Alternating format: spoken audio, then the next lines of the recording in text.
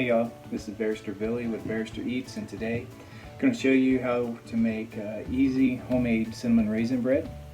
All in, it'll take about 3 hours, but about 2 hours of that is inactive prep time. We'll start by blooming our yeast. I've got a cup of whole milk here, which I have warmed in the microwave to 110 degrees. We have 2 tablespoons of brown sugar. I'm going to go ahead and drop that in our milk. Give it a little stir, and then a package of yeast. You don't necessarily have to give this a stir. Sometimes I do, sometimes I don't. So we have this little mixture right here.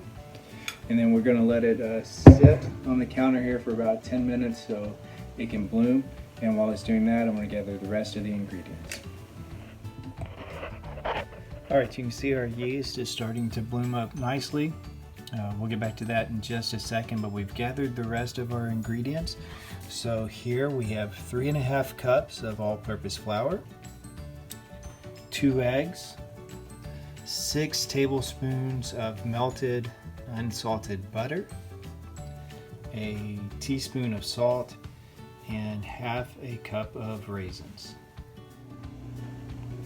Alright, as you can see, hopefully you can see that our yeast mixture has bloomed up nicely. Again, that is a cup of whole milk that was heated to 110 degrees. You don't want to go over that because it will kill the yeast. 2 tablespoons of brown sugar mixed into that, and then the yeast, and we let it bloom for about 10 minutes. I like to put it in a 2-cup measuring cup here, because as it blooms, sometimes it goes up much bigger, so it gives us plenty of room. But we'll add this mixture to the bowl of our sand mixture. That should be mixer, not mixture. To that, we will add our 2 eggs, 6 tablespoons of melted unsalted butter,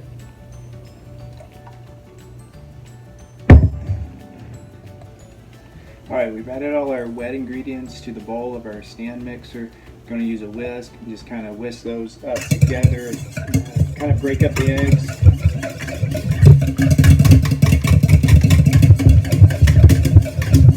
There we go. Mix that together a little bit. And then into the bowl goes 3½ cups of all-purpose flour and a teaspoon of salt. Now here what we're going to do, you could use your whisk or you can just use the hook to your dough mixer. We're just going to kind of stir it up a little bit to start incorporating the wet ingredients into, or the dry ingredients into the wet ingredients, excuse me there. So we get a little shaggy looking dough that comes from that.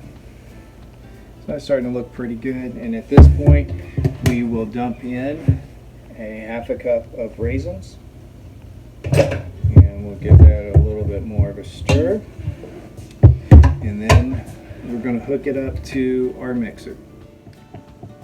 Alright, so now I've got all my ingredients kind of incorporated together, and I've hooked up the stand mixer. Oh, don't do that. That's not good because then you can't see. So the stand mixer, or the bowl of the stand mixer, is in place with the dough hook. So we're going to turn this on low, let it go for just about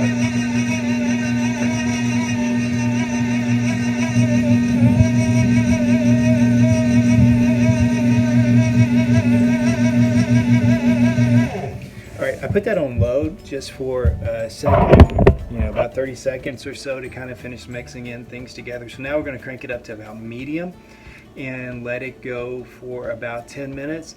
This will also mix this stuff together, and it will knead it for us, so it saves us a little bit of time.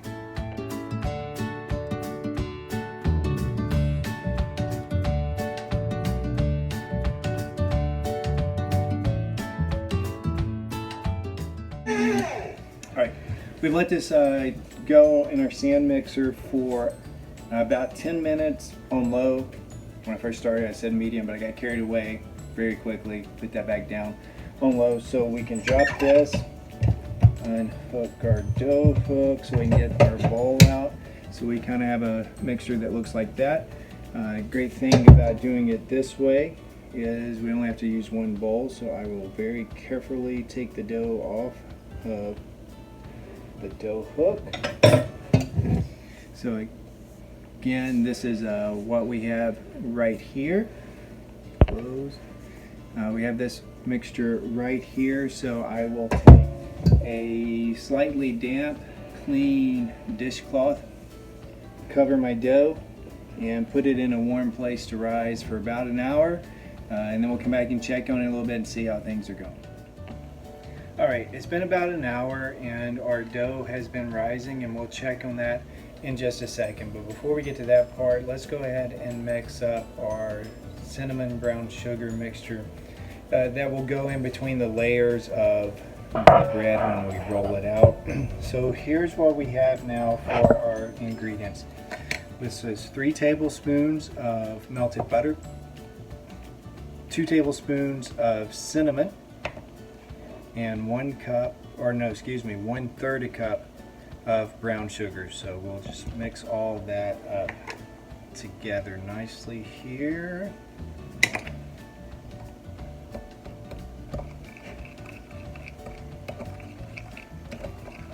It's going to smell very good as you're mixing it. Try not to eat it. Yes.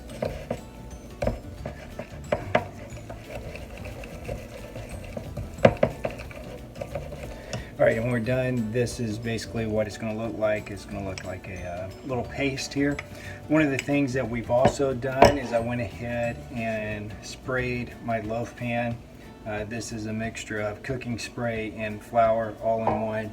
If you don't have that, you can use some butter and a little bit of flour in there. Use some cooking spray, a little bit of flour. Toss it around a little bit. I don't really know the science behind it, but the flour in there does help keep it from sticking. So let's go check on our dough. Alright, our dough has been rising for about an hour. So let's see what it looks like. Yeah, that's about double in size. So we can get out our board and flour it and do a little bit more work to this, and then we'll be ready for the second rise. Alright, so now our dough has risen nicely. It's about doubled in size. Took about an hour in a warm place. So next thing we're going to do is I've got out a cutting board. I am going to dust it with flour, and then we're going to dump out the dough mixture and spread it out a little bit. I'll reposition the camera so you can see that. Hopefully me talking over it will work. Alright, I've got my trusty cutting board out. I'm going to put some flour over it. It'll help keep the dough from sticking to it. I'm going to spread it around some with my hands too, because it'll get some on my hands and keep it from sticking on me as well. Oh yeah. Got a little bit that's stuck in there. That's alright. It is all going to work out. Gonna need to do the dishes. Alright, so I'm just gonna knead this once or twice, not much, to like kind of make a little ball out of it, and then I'm gonna stretch it. We want to stretch into a rectangle that will fit into my loaf pan here, which I'm not really sure what size loaf pan that is. Everybody keep one of these in your kitchen. Sometimes you might need it. So that looks to be about 9 1/4 by 5 1/8. So about 9 by 5 pan. One way that you can do it to see is just set your pan on one side, because you'll want it to be able to fit in there, and then stretch it out about 18 inches or so.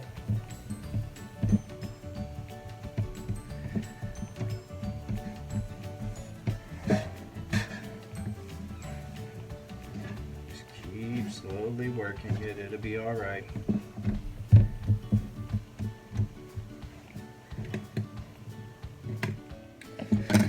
Alright, I've stretched my dough out. It is about 18 inches by 9 inches. My cutting board is 17 inches.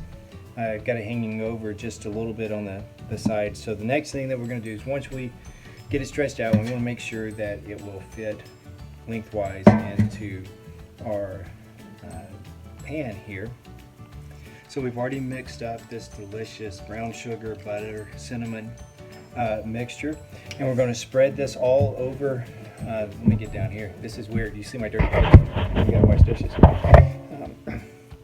So we're going to take this mixture and we're going to spread it all over the dough, and then we're going to roll the dough up. We're going to put it in the pan, seam side down, and then we're going to cover it and let it rise another time for about 30 minutes or so before we can.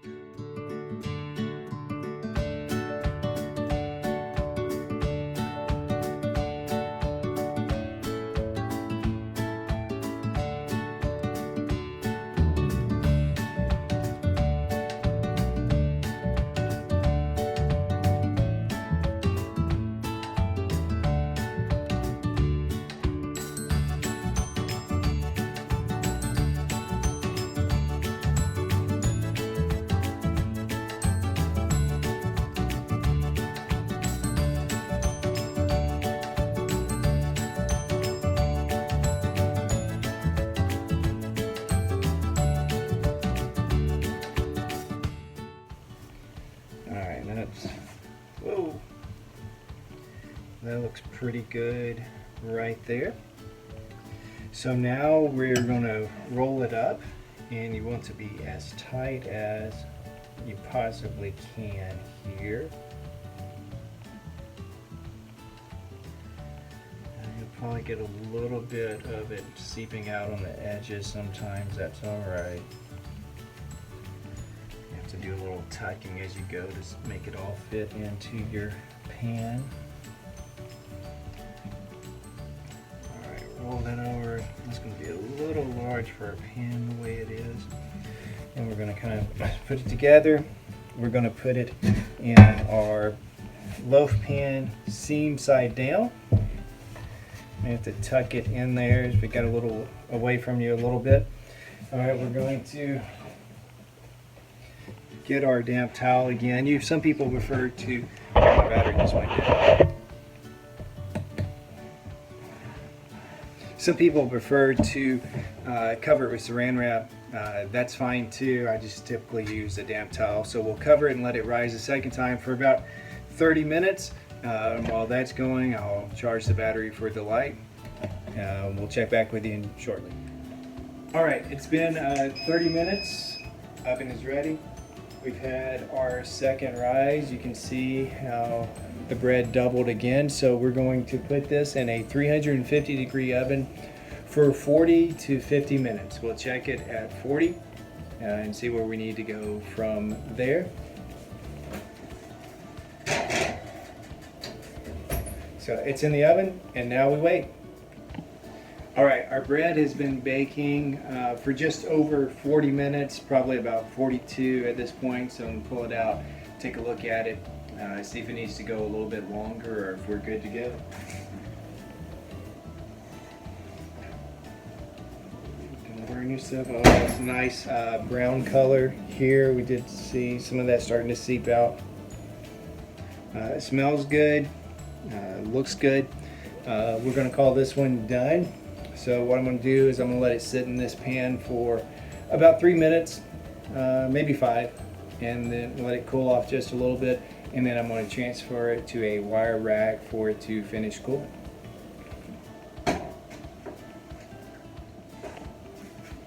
Alright, you can see I have transferred the bread to a wire rack to cool off. I like to put a cookie sheet underneath it just if it catches any crumbs. It's easier to clean that way. Nice golden brown, delicious. We're going to let this finish cooling off. I know you're going to be tempted to eat it right now, but you do need to let it cool at least 10 to 15 minutes, maybe a little bit longer, just for it to finish all the magic inside and not be too hot. You slice it, toast it, slap some butter on it. Makes great French toast. So hope you like the recipe. Hope you give it a try. Let us know in the comments how it turned out for you. Hopefully it'll work. Feel free to subscribe to our channel or follow us on Instagram at Barrister Eats. And don't forget, it's good stuff. It smells amazing. How's it look? It's much larger than I was expecting. It's so amazing.